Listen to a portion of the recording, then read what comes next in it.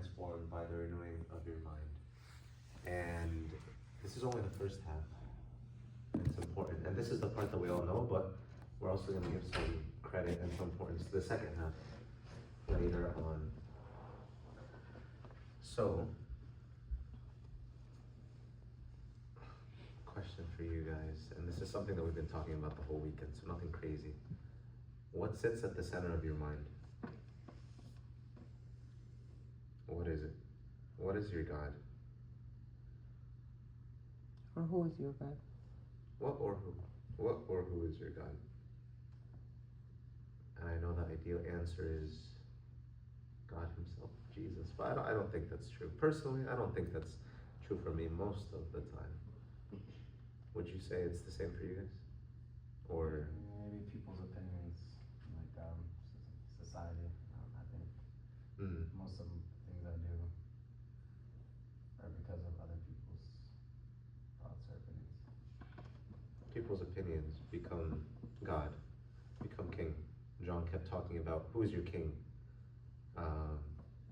So you're right, people's opinion do become our God, and we're going to mention that later some more too. Anyone else want to say anything about what do you think takes up most of your attention?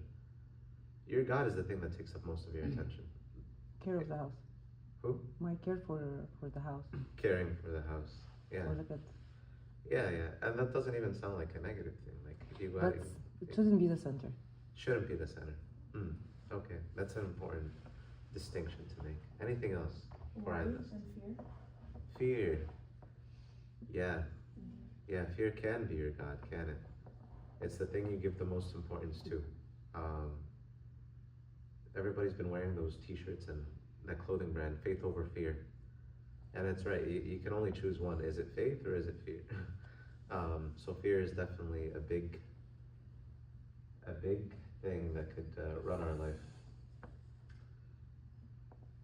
So I heard some negative things, people's opinions, fear, and I also heard taking care of the house, taking care of my kids, which doesn't sound so negative, but it's not negative in the idea itself, but when it's rule over you, just slap you, that's the negative behind it. Yeah.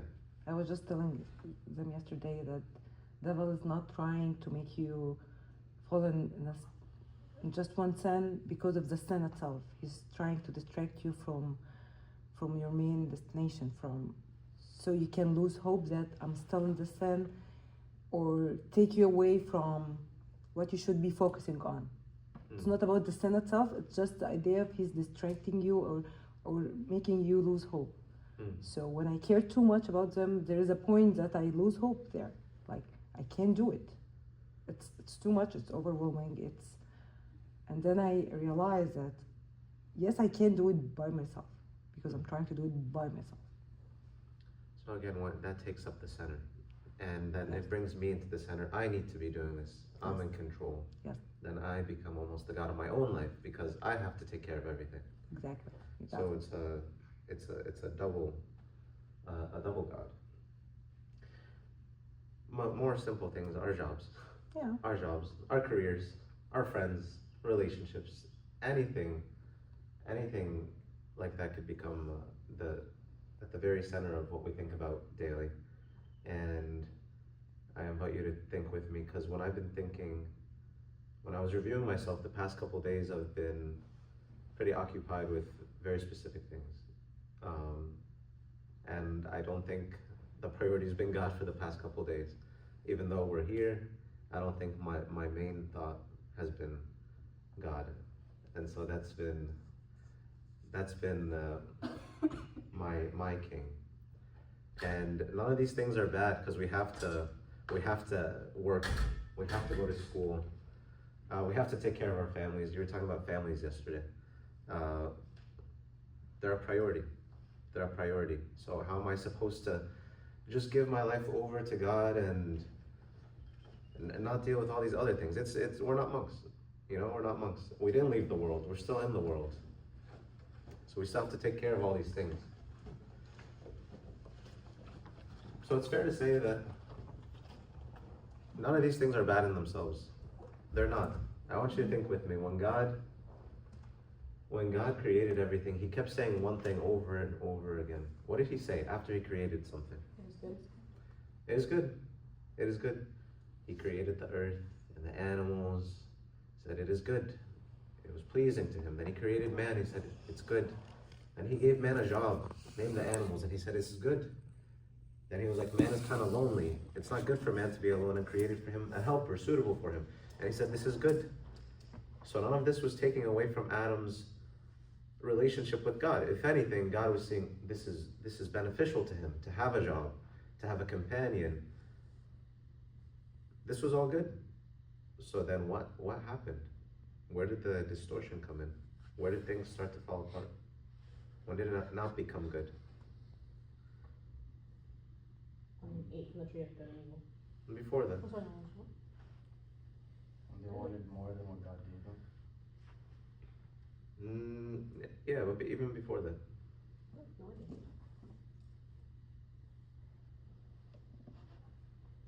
Where he gave us the choice, like, to have free will. So it was kind of like, he was kind of like taking the leash off of us. Taking the leash off. Explain. Like, if you have a dog and you're walking him and you have a leash on him, there's only a small circle that he could go through. As soon as God took the leash off and gave us free will, he gave Adam and Eve free will. Yeah. He kind of took the leash off. And then at first, of course, they didn't use it, but then then he ate of the apple, and then ran away. Yeah. You make a good point about the whole leash thing. When we have certain parameters, it's easy. It's easy not to do wrong. Which is why we say a virtuous man is not somebody that doesn't have options. A virtuous man is the one that could do a lot of harm, has a lot of options, but refrains. Somebody who doesn't have the opportunity to sin and doesn't sin is not a good man. Somebody who has the opportunities to sin but doesn't sin, that's a good man. The other one didn't have an option. This one had an option. So you're right in that. And one of the options, God left it to man to decide what is going to be your priority. And so we said all these things are good, right? But then Eve came along and Adam messed up the order of things. The gift took precedence over the gift giver. You know, Eve was a gift for Adam from God. And instead of listening to God's word, he started to listen to Eve's word above God. So when God creates something, he has a role for it, you know? If it's a job, it's not good for man to be idle and not do anything. We're created to do something. If you're sitting at home and you're bored, if you've just been in a season of your life where you're not working, you'll notice you're like, what is this? Like, that's where the existential dread comes in. You're like, I should be doing something with my life. Man was created to work. Man was created to do something. And not solely work, because we'll talk about that, but not solely work. But man was created to want to strive towards something. So God gave us jobs. Man was created to learn, to want to be like God in knowing, right? Man was made to be curious. Man was also made to be very relational. Very relational.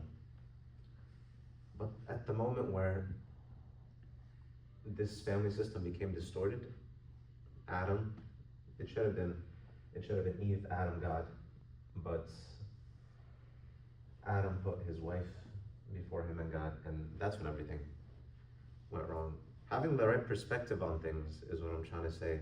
The thing that messed up creation. Having the wrong perspective is what messed things up. And we're still facing the same thing today. We still gotta go to work, school, deal with each other, deal with our loved ones. What would be the right perspective in dealing with our life at this moment? Are you following me? Am I losing you? No. We're following. Knowing where you are. Explain. No, like, this is just very broad. Like, this is the biblical order of the family. Now, like, the Bible isn't going to tell us word by word where you are. It doesn't have to be family. It could be a biblical order of a job, or biblical order of whatever you're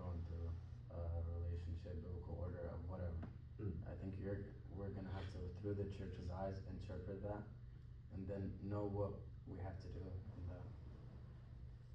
that order. I like what he's saying because it makes sense. Like if you take the family system, when you put like a work, God will still, the perspective, right perspective is God is still over the work. Okay, so you put God and then you put label work underneath it. So everything is, God has to be on top of it and he has to work on remembering that consciously. So doing things as the way they were created to be done, knowing where I stand in the picture when it comes to any of these tasks. In service, what is my role? Was man created to serve? Yes. Man was created to serve? God just came to serve us, so he needs to be like it, so yeah. God created me to serve? Or did he create the service to help me? Was man made to work, or was work made for man? Which one came first? Work was made for men.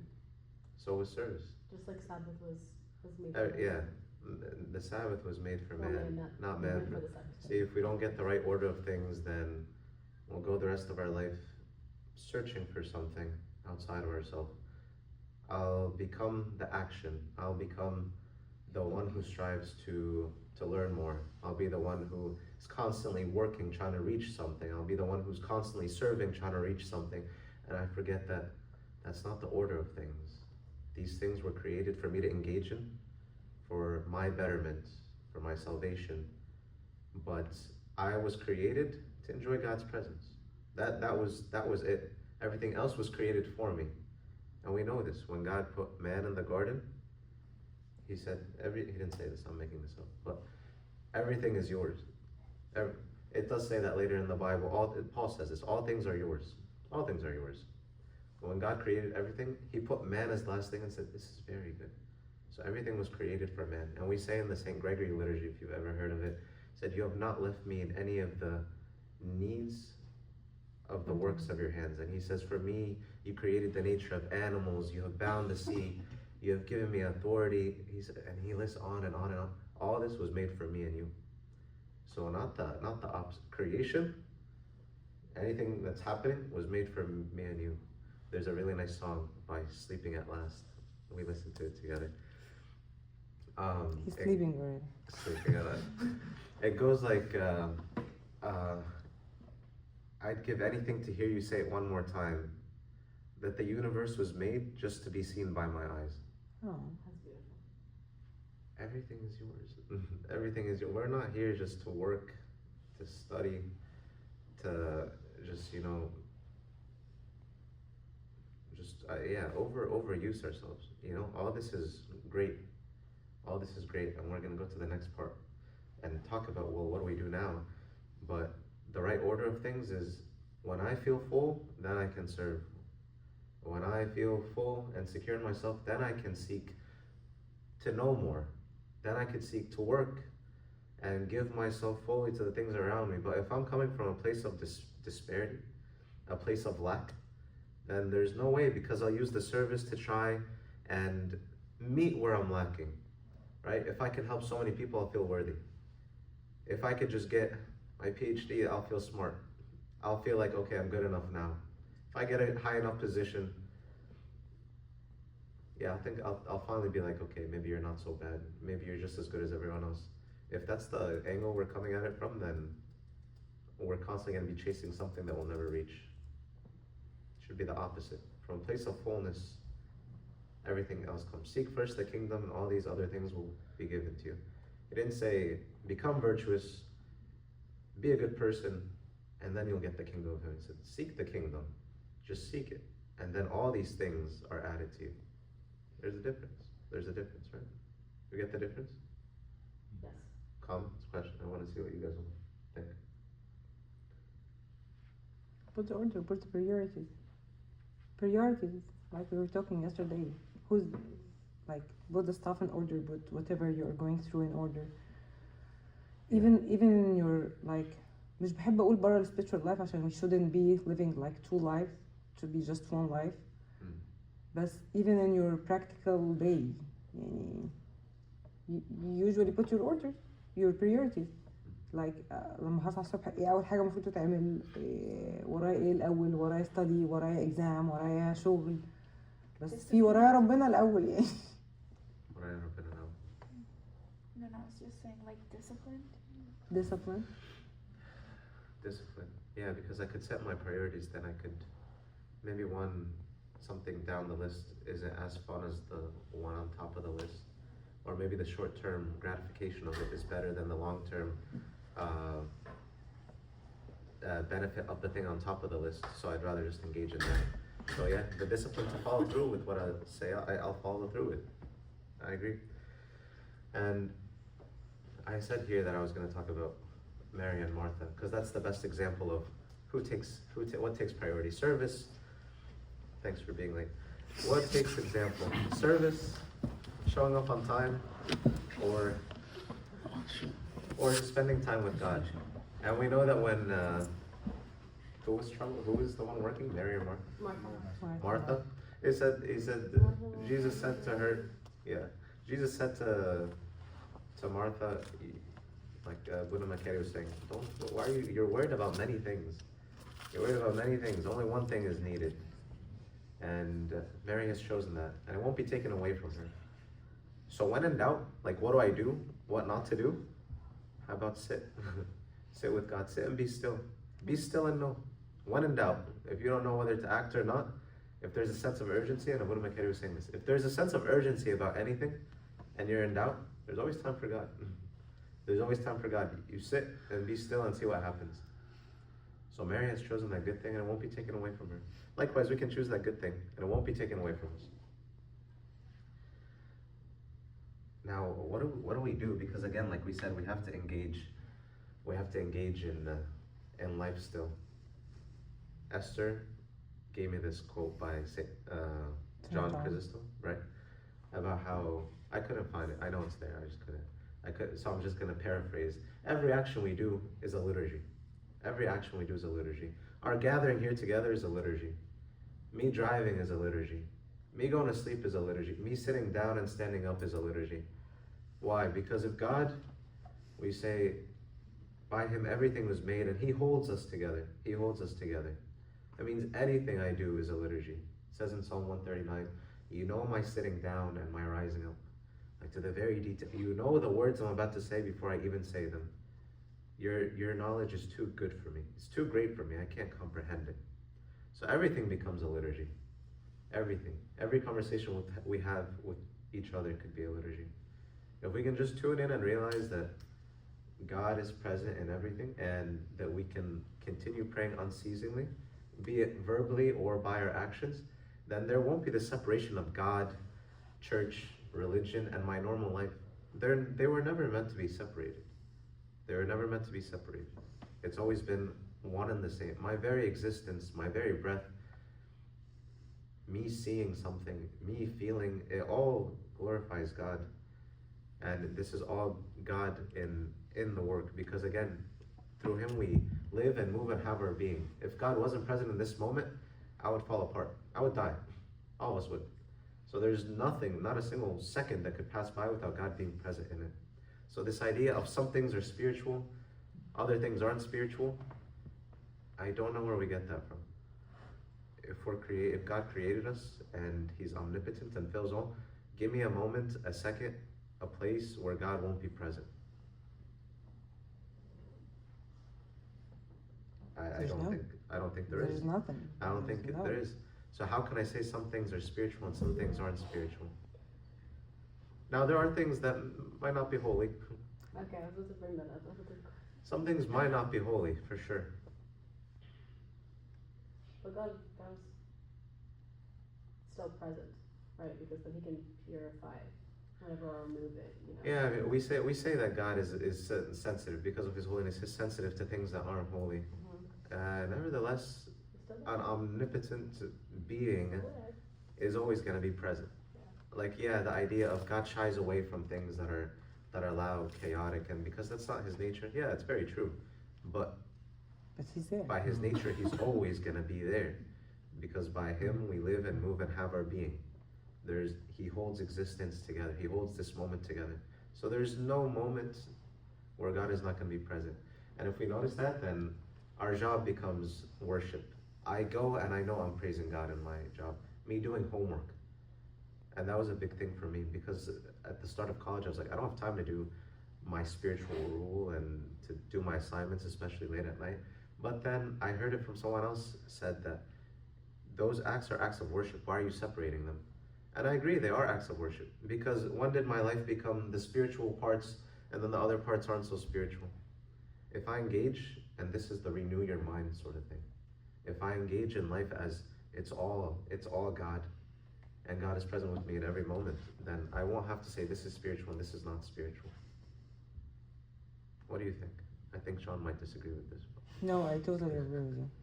I doubt John gonna disagree. No, John would agree.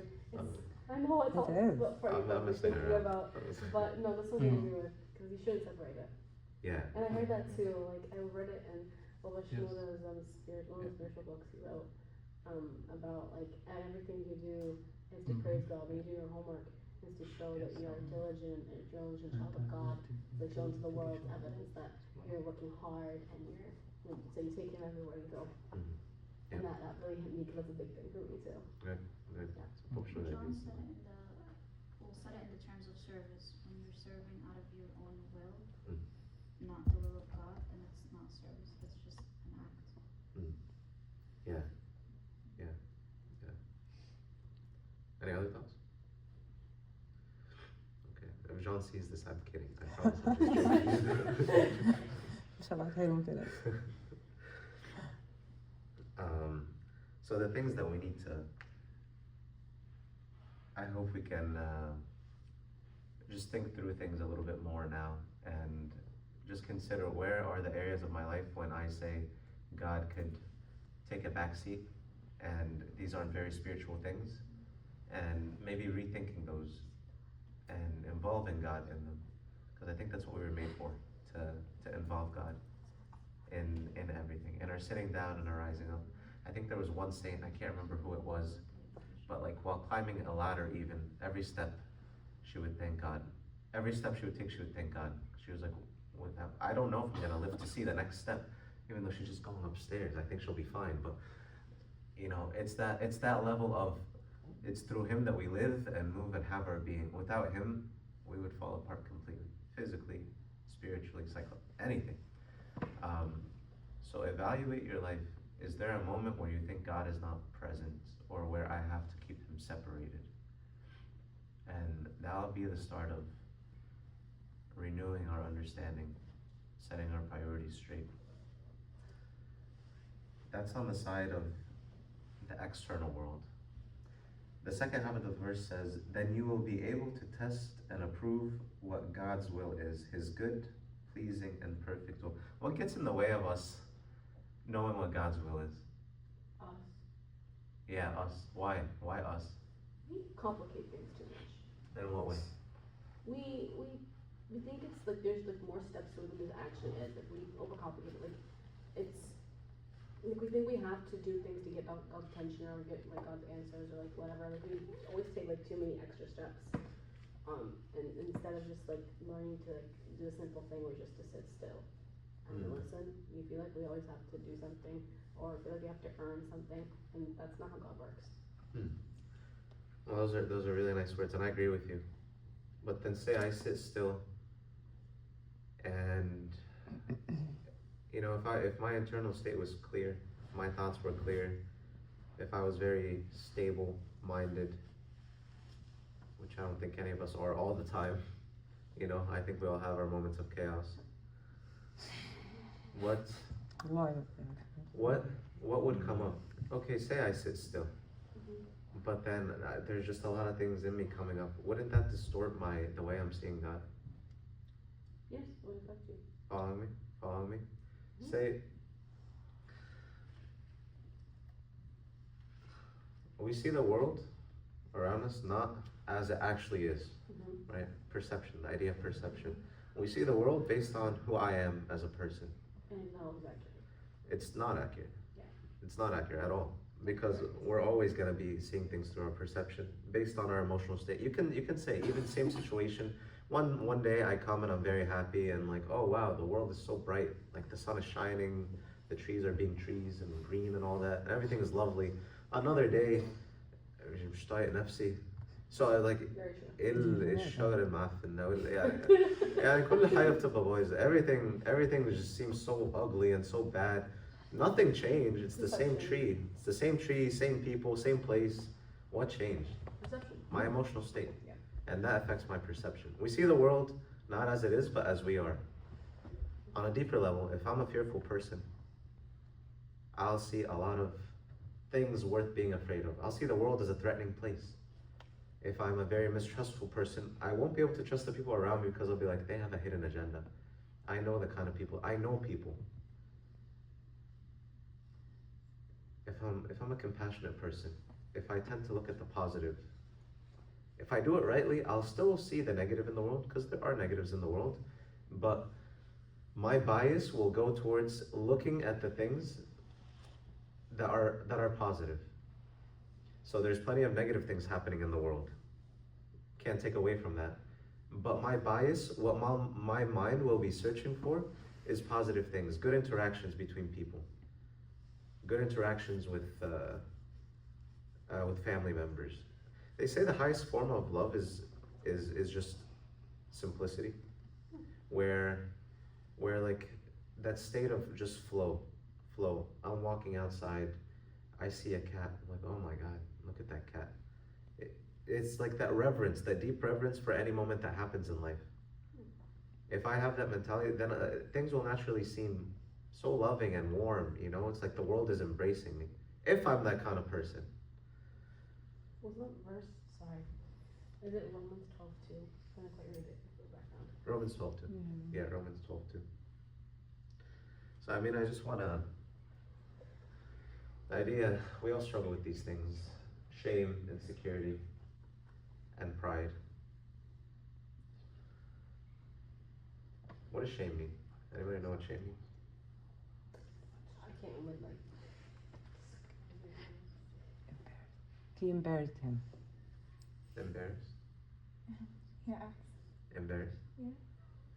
Yeah, it's an aspect of shame. Yeah, I can't really like define it. It's like What is you it? do something Well, I think that's, and you're not proud of it, and you feel this deep sense of like guilt and embarrassment and like not proud of yourself for doing it. That's as close as it can to. Yeah, no, it's a hard thing to He define. hiding, Hannibal. Huh? Hiding. Yeah, perfect. Yes, yes. Yeah. It's a hard thing to define. You like hiding. And if It's you a hard feel thing you to know how, define. you're like, I did that, don't look at me. It's feeling, it's doing something, feeling that I have done something wrong, and the others have seen it. The fear that I've done something wrong and the others see it. That's what shame is. It makes us want to hide. If I'm a shameful person, if I know all my sins, which I do, you know all your sins better than anyone else. What do we do about that? How am I going to view God if all I'm thinking about is my shame? I'll hide. How do I view God? Not as a loving father, more like a judge. As a judge, if my shame becomes king, then I'll never be able to see God's mercy. I will be occupied with my sin and not God's mercy. And I think that was what John was saying yesterday too in his talk. And I think that's a point that God really likes to make clear, because we say that he's the same. He doesn't really change. But based on my perception, my internal state, this isn't even external stuff. This isn't my job. This isn't my work. This is how I feel on the inside. Based on what I'm feeling is how I'm going to view God. Just like if I'm mistrustful, I'll see you as mistrustful. If I am filled with shame, I will see God as judgmental, out to get me, someone who's just waiting for me to mess up. And that's not him. That's not him. We'll focus on sin, we'll focus on our shame and not his mercy. And that becomes our king. That becomes our God. That becomes our God. What about if I'm filled with pride? Kroos, you mentioned our image or our opinion of people People's opinions. being king sometimes. Yeah. Someone who's very prideful, that is that I have to think of two things if I'm a prideful person. How are people thinking of me? And how can I trick them to show them the parts of me that I want them to see? And if you notice, there's an aspect of shame there too, because what am I doing? We said shame, you hide. In pride, you hide, Yeah. but not from the crowd, behind a persona. You don't hide behind something else. You hide behind a persona. Someone else. Persona. I'll put up, like, look at me. The idea of, again, I'll want to be the known servant. I'll want to get my PhD. I want to be doing all these things, which are not, again, not bad in their own, but if they're out of alignment, it's not for the sake of their goodness that I pursue them. It's not this out of fullness that I pursue them. I pursue them because it's feeding my pride. Because that's the image that I need people to see. Because if I slip up and they don't see that, then I'll be exposed. And if I'm exposed, I won't be able to live with myself. So pride and shame go hand in hand. Unfortunately. And not only do we hide from people when we're prideful, we hide from ourselves too. Some things I can't accept about myself. So I'll never put myself in a situation where the false image I've set up for myself could be compromised. Does that make sense? I'll never put myself in a position where my false image that I've created will be compromised for others and in my own eyes. I won't do it. Because that's pride. That's pride. And when John was talking about the bramble tree, this is what came up for me. Talk about false sense of self, like this little bush thing that has no leaves or nothing, says that I'll be able to cover you under my shade. You don't have shade. That's a false sense, that's a false image that you've set up for yourself. And people would believe it, like people will believe it. But at the same time, you have to live with the stress of at any moment that could slip up. You have to live with the inadequacy and shame of you don't measure up to the image you've set up for yourself. Well, you paint it like that, like it kind of reveals how much worse it is for yourself than to just work on accepting it. Oh, it's Like terrible you're for putting 10 yourself. times pressure on yourself for no reason. It's terrible for yourself. It is. Yeah, forget about other people. It's terrible for yourself. It's not good for yourself. Yeah, it's not good for your anything. Yeah. And insecurity, all of this is insecurity. But just know where the thing where you try to compensate the most is the thing you're most insecure about. The thing that you try to compensate for the most is the thing you're most insecure about. If you ever meet a guy who isn't very secure in their masculinity, Mm-hmm. or doesn't feel like much of a man, Mm-hmm. he'll try to put up the persona of like, I'm tough, overcompensating. Insecurity's loud. The saying goes, insecurity's loud. If you're sure of yourself, you won't be trying to prove a point constantly. Same thing with girls. I don't know what it would be for girls. I'm pretty. Huh? I'm pretty. Yeah, like maybe trying to show Yeah. too much, bring others down, just so you look at me, sort of thing. We overcompensate in the things we're most insecure about. So consider that for yourself. What do I feel like I need to overcompensate for? Where do I feel weak? And so I make sure I look extra strong. I put up a false sense of image, even for myself. Forget if other people see it. Where do I try to avoid this within myself? There's two illustrations of any comments? Any comments? No follow. Can you say that phrase again? I didn't stop. The thing you overcompensate the most for. Is the thing we overcompensate for is the thing we're most Okay. insecure about. Yeah, I was just thinking about that, reading that yesterday. Okay. Yeah, St. thanks. Paul, like he was, in order to be a Pharisee, he had to memorize 136 orders from the Torah. And then on top of that, all the tatirot and all the cleansing things that you have to do. And from the age of 9, they keep memorizing, and what else they do. And all the things that he wrote, like protect the Sabbath, then teaching the blind, like he considered himself a teacher for the younger ones, protecting the law, and all of these things. And then, remember, like in one of his epistles, he was telling the people, you who preach, to not steal. Do you steal from the temples? And so he was breaking all of these, also, like you said. So he had like the inferiority complex from having all these morals and ideals, but not being able to live up to them. Like remember how he said like, the things that I don't want to do, I find myself doing them, and the things that I want to do, I cannot do. So he always also, so he put like also a persona, like you were saying, of like being a perfect person or like and judging others, and that's why he went out to persecute the Christians too. Yeah, you make a good point. So, and then he said that he considered all of this trash compared to knowing Christ and being in Him, because he was always like in fear, like you said, and like living hypocrisy, and trying to like put a persona, put an image in front of others to compensate for the inferiority, inferiority complex and the deficiencies that he had, in order being able to live up to those. And then in Christ, I'm still trying to understand what he said, what he felt like when he saw all that light in the middle of the day when Jesus appeared to him. It must have like helped him and see the resurrected Christ that he knew was crucified before. It must have like removed a lot of the burden he had from feeling like he must be perfect.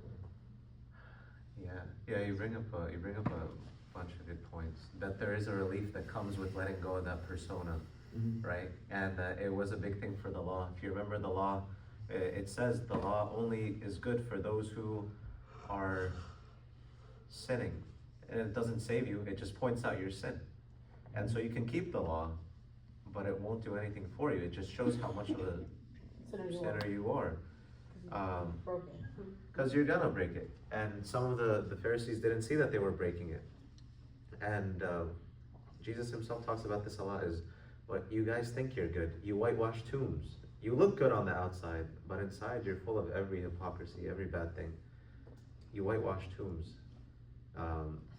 So yeah, again, putting up that image for the sake of, well, I'm a Pharisee, I'm a priest, I need to appear holy. I am holy. You need to listen to me, I have authority. But on the inside, you're whitewashed tombs. You're a dead man. You're a dead man, but you seem alive to the people. And God condemns that a lot. Even in Revelation, one of the churches, he said, you appear to be living, but you're not. You're dead. You think you see, but you're blind. You don't see. You think you're rich, but you're actually very poor. And all of that is because our vision becomes distorted, and we tend to hide. We hide a lot. And this is something we need healing from. Pride and shame are things we need healing from. So there's two stories that we'll go into very briefly. Can you tell what the stories are? Zacchaeus. Yeah, Nice. I actually love that story a lot. it's a great story. Some of my favorites. And the woman, blood, her name is Veronica? I don't know her name. Not That was just in the chosen. It wasn't That was Veronica. just the chosen. Oh, you talking about the blood blow of 12 years? Yeah. Where she touched the hem of his garment? Yeah, exactly. Healing Good pride job, Keto. and healing shame. Yeah, good job, Kira. If pride is all about my image in front of the people, Zacchaeus, wealthy man, infamous, not known for good reasons, the tax collector, chief tax collector. He was well known. People might have not liked him, but he's still reputable in his own way. And I was telling Esther, I think it's funny how in the story he's short. It's very fitting, because pride doesn't let you see the full story. Pride, we said, gets you caught up in the opinion of the people. So if I'm short and there's a crowd of people, I can't see anything but the people in front of me. I become blinded by their presence. So it's funny that Zacchaeus is short in the story, because that's almost a physical illustration of the thing that he was struggling with internally. Pride. You care too much about what the people think about you. You won't be able to see the Son of God because there's too many opinions in your way. Are you willing to embarrass yourself? Are you willing to do something to compromise the image that you set up for yourself? And that's what it takes to see the Son of God. Bless you. How was it pride in his story though? He was doing a job for compensation of money. He's a chief tax collector. So tax collectors back then weren't known to be good people. They weren't known just to take what they're supposed to. They always took more then they were supposed Yeah, to but that has- stone more. So that's- it wasn't a good thing, I think. Yeah, that's the point. He was doing it for the love of money. He wasn't prideful, or in the sense that it was more for compensation of a. He had a goal, which was to get compensated doing his job. So where's the pride in that part? It Actually, doesn't even. Go ahead. right. Actually, yeah. What's the point? What I'm getting is, he act against brightness. He like a wealthy man. He will never climb a tree. There's no one ever been in the Bible to the story that somebody climbed a tree. Imagine yourself, you're a wealthy man, you're very well known, and you're just climbing the tree just to see him, not even to talk to him. So he worked against any bride. He faced the bride, was humble to see Jesus. I mean, it Not can be convincing. curiosity. Not I'm a curiosity. curious Here's my person. No. thing. No, listen. If he was This is a just good curious point. to see Jesus, he Really was good like point. لما ربنا المجد قال له الآن يكون خلاص هذا البيت وتعالى هتعشى معاك في البيت كان يقول له لا خلاص أنا كنت بس بتفرج عليك. But if I'm It wasn't curious just about a curious. person and if he invited me to dinner, I would want to go to dinner because I'm more curious. I would say this. And that's Forget fine. about Zacchaeus. But the point is, the act of what he did was humbling. It was himself. very humbling to just Yeah. see If Jesus you're focusing walking. too much on the I mean, crowd, I just like sure you can make that assumption to just fit the story, but Let to me tell me- you, forget about Zacchaeus. You're thinking too much about Zacchaeus. Oh, and was he really prideful or not? You yourself, if somebody important was walking by and I know you, you would not climb a tree because you want to see him. That's embarrassing. Because it would ruin the Forget image. about Zacchaeus. It's just embarrassing. Again, somebody who is known by society. Imagine. I want to say Abuna, but like, imagine somebody that you hold to high esteem, even in a negative way. Nobody likes Trump, right? I don't mind Trump. But imagine somebody was passing by who Trump thought was important, and we see him climbing a tree. That's embarrassing. What are you doing? that's embarrassing to you. But if I So am you the would He do it? just ignored the what people around him would say. Okay, but that's what I'm trying to get at. It just that you guys are making this assumption for him as if you were him. Because to me, I'm a person of truth. I'm a person of a curious person. If I were to know that Mullah is making these miracles, I think I will climb a tree just to see if I can see him, just to see it on with my bare eyes. It's just. I mean, yeah, I don't mind the example, but I'm just Yeah, saying, it's like, for it's them. like, But it's not as easy as you're saying. That's what you're saying. His action was against any bride he could be in a person in his position. yeah, sure. أنا مش think بقولك Zacchaeus- عشان تعدي الكلام. No, like, I mean, yeah, but Just I'm imagine in saying- his possession, I wouldn't do this. I think I do see Zacchaeus was prideful, and multiple people have called that in the story that Zacchaeus is a prideful individual. And it makes sense because no one's exempt from pride, by the way. We all have pride to a certain degree. Whether you think his pride is excess or not, it's beside the point. Why did no one else climb the tree? Why did we just focus on Zacchaeus? Was he the only short person in the world? There's something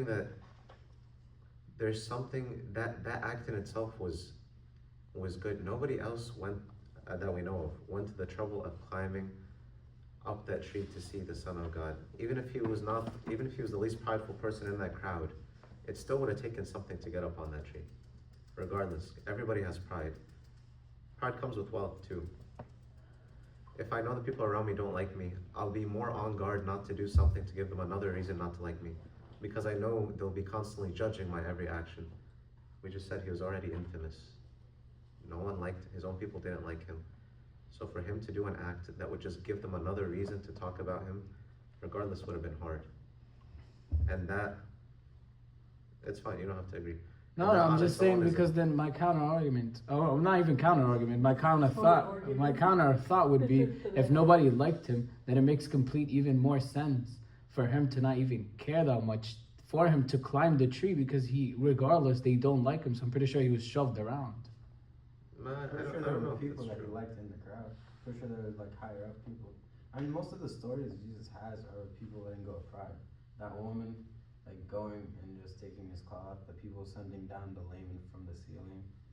The the soldier who had a servant boy, letting go of pride and coming to Jesus. All that takes That's the thing. I just don't like. I'm just saying personally. I don't see it as pride more than I'm seeking the truth. Like if I'm going after the truth, maybe. That's fine. Like, That takes He's pride too, fighting to say that I the have lies pride. in He me. is not prideful. He's fighting any pride could happen inside him, and dealing with humbly to climb the trees just to see Jesus. It's not, you're focusing too much on like the person rather than the action. We're focusing more on the action of what it symbolizes. Like a physical, like, symbolism of what humility could look like.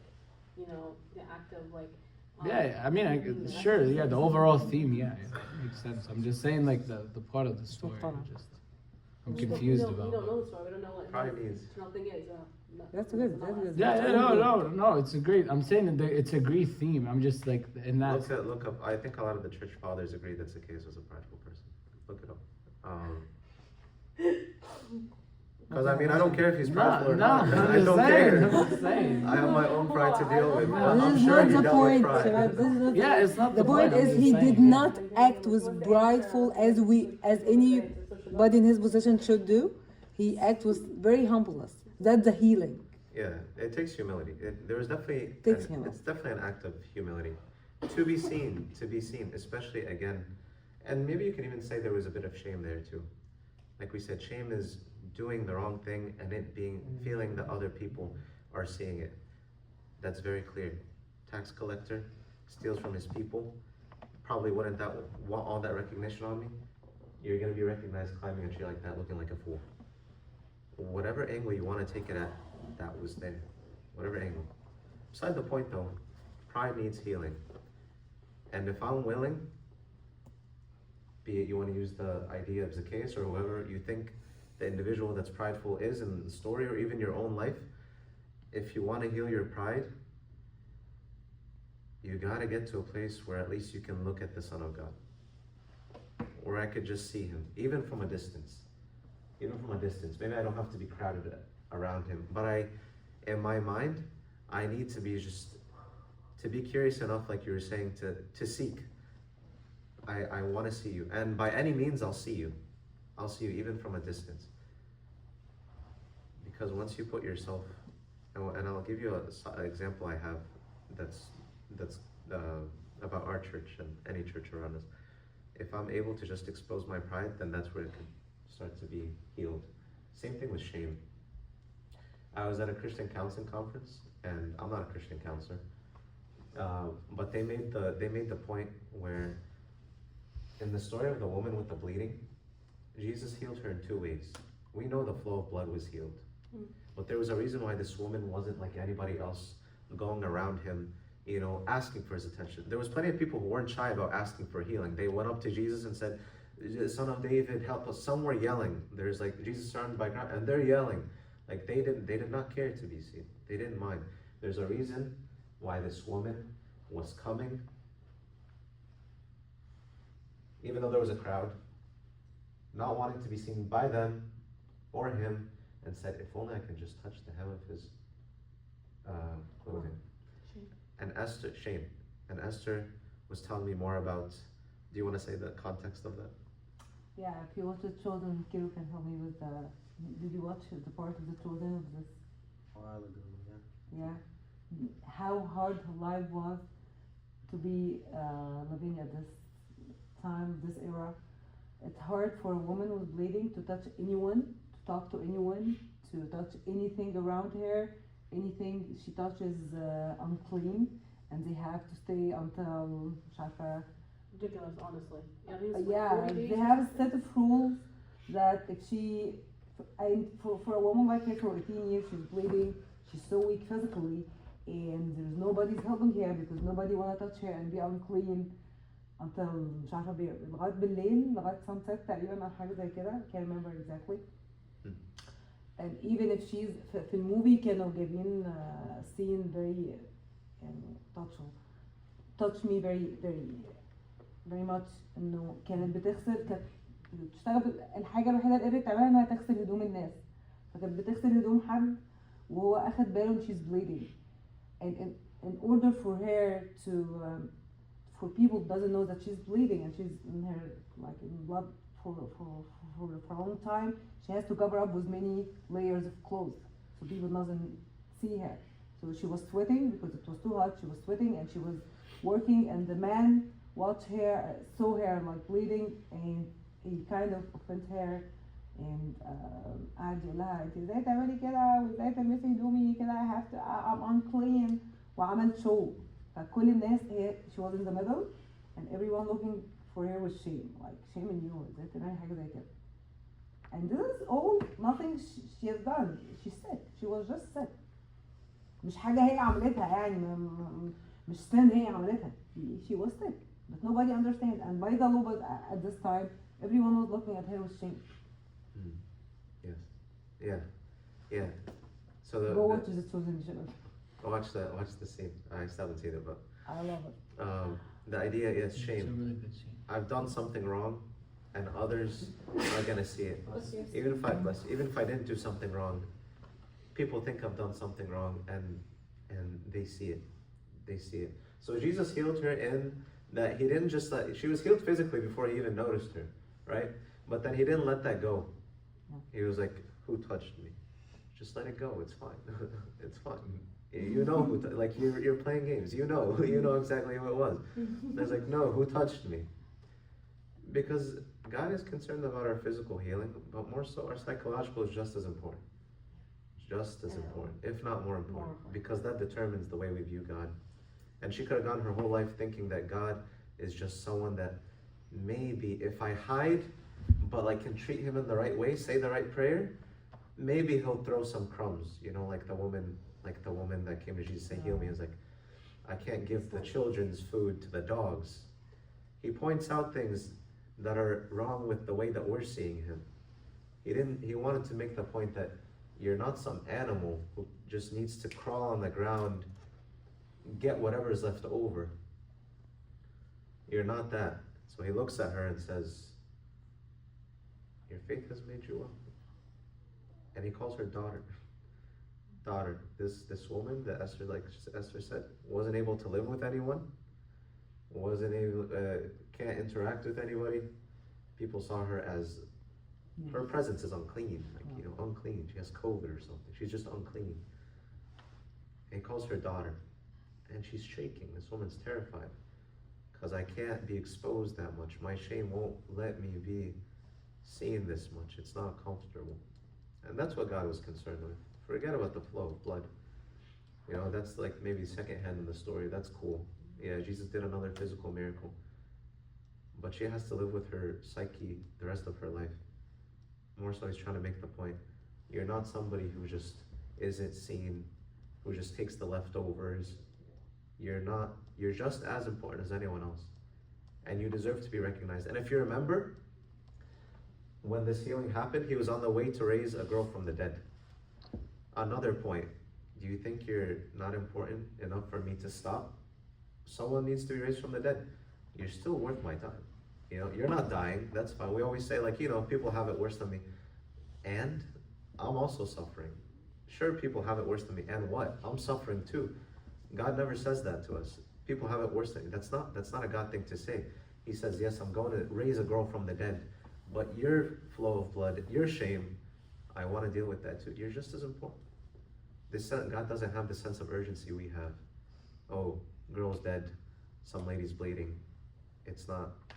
We have that sense of urgency because we're like, that's a big deal, raising a girl from the dead. But for him, it's like, it's all the same. I can raise you from the dead, I can heal this. It's not like that. And I was thinking about this, and I shared with Esther already. But the idea of, I notice, and you notice, that there's people at church who don't always come inside the church, right? They kind of just linger out in the parking lot. They'll be doing whatever. Some are smoking. Some are just talking. Whatever. And I was thinking to myself, because of my own experience too, I wonder how much of that is shame and pride. If I go inside the church and I'm a prideful person, people are gonna be like, well, he does this. That's what we know him for. Imagine him coming inside the church and be like, okay, I want to be a deacon. That would be humiliating, because the people are gonna be like, what happened? Like, why is he pretending to be something he's not? So imagine the amount of, there is pride, but imagine the amount of shame, because shame and pride they coexist. The more pride I have, the more shame I feel, vice versa. The more shame I feel, the more I compensate for it by being very prideful, putting on a bigger persona. Imagine the amount of shame and pride that they're experiencing. So I was thinking about it, I was like, maybe it's good enough for now. Maybe we judge them, but what if that's their way of just holding on to the hem of God's garment as a way to say, maybe I just don't want to be seen yet. But hey, I'm outside the hospital. I'm giving the physician the opportunity to come out and seek me, which he would, which he will, which he has, right? He has, and he does. So maybe that's their way of just reaching for the hem, holding on to it, and waiting for God to heal. And God does heal. You know, we know that God pursues us more than we pursue him. I think every one of us has had a testimony similar to that, myself included, right? Because we all have shame and guilt that we need to deal with. And so there's no room for judgment, no room to condemn someone else. There's just room to, again, we look at God, we see things through his perspective, and his perspective is, these are my kids, at the very least they're hanging around my house, you know? At the very least they're around my house. And we let him do the work. Because we don't know. I heard Abuna Dawood say this, I agree with him. You'll never know the state of someone's heart. They could be sitting next to you at church, they could be sitting on the altar, they could be sitting in the pews, they could be sitting at home. You'll never know the state of someone's heart, their spiritual state.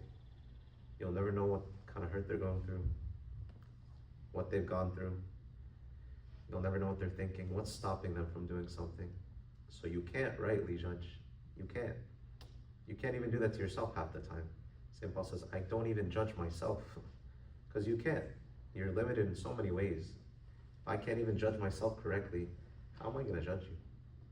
So the way, if we were to wrap it up and say our whole thing is look at God, look up, and we say look up, what do you think about this? What do you think about this? Maybe that's a good question to ask about everything. What do you think about this? Instead of me trying to come up with my own answers, what do you think about this? You know, and let him speak. We're a lot harsher than God. It's a lot better to fall into the hands of God than the hands of man. Because God understands. God's better. God's better than us. So look up. Look up. I think that might be a good place to call it. Yeah, that might be a good place to call it. Mr. Malone. Thank you. Any questions? Yeah, Any comments or comments? questions? All good.